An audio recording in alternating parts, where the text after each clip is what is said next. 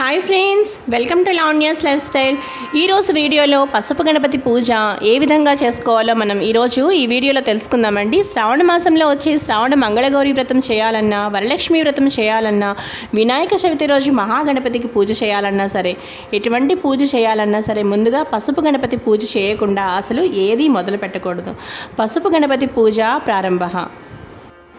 ఇంటిలో ఈశాన్య మూలలో స్థలమును శుద్ధి చేసి అలికి బియ్యపు పిండితో గాని రంగుల చూర్ణములతో గాని ముగ్గులు పెట్టి దైవస్థాపన నిమిత్తమై ఒక పీటను వేయాలి. పీట మరీ ఎత్తుగా కానీ మరీ పల్లముగా కానీ ఉండకూడదు. పిదప ఆ పీటకు కూడా చక్కగా పసుపు రాసి కుంకుమతో బొట్టు పెట్టి బియ్యపు పిండితో ముగ్గు వేయాలి. సాధారణంగా అష్టదళ పద్మాన్నే వేస్తారు.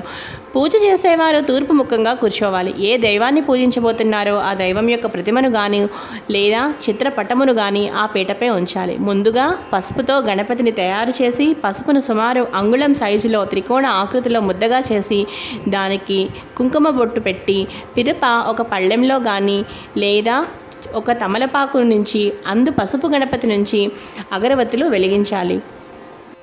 ఇప్పుడు మనం పసుపు గణపతి పూజ ఎలా చేయాలో తెలుసుకుందాం. ముందుగా దీపారాధన చేసి చక్కగా ఆచమనం చేసి సంకల్పం చెప్పుకోవాలి.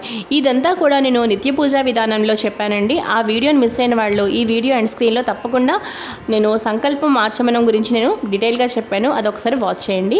దాని తర్వాత లఘు పూజగా మనం చక్కగా పసుపు కుంకుమ గంధ అక్షతలతో అలాగే నానావిధ పరిమళ పత్ర పుష్ప గంధాక్షతలతో చక్కగా ఓం మహాగణాధిపతయే నమః అని చెప్పుకుంటూ పూజను ప్రారంభించాలి. చక్కగా ఆ విధంగా అన్నీ, ఒకవేళ మీకు మంత్రాలు రాకపోయినా సరే చక్కగా ఓం మహాగణాధిపతయే నమః అనే ఒక చిన్న మంత్రం చెప్పుకుంటూ మీరు చక్కగా గంధాక్షలతో పూజించుకుంటూ అలాగే పసుపు కుంకుమ వేసుకుంటూ వినాయక స్తోత్రం తప్పకుండా చదువుకోవాలి.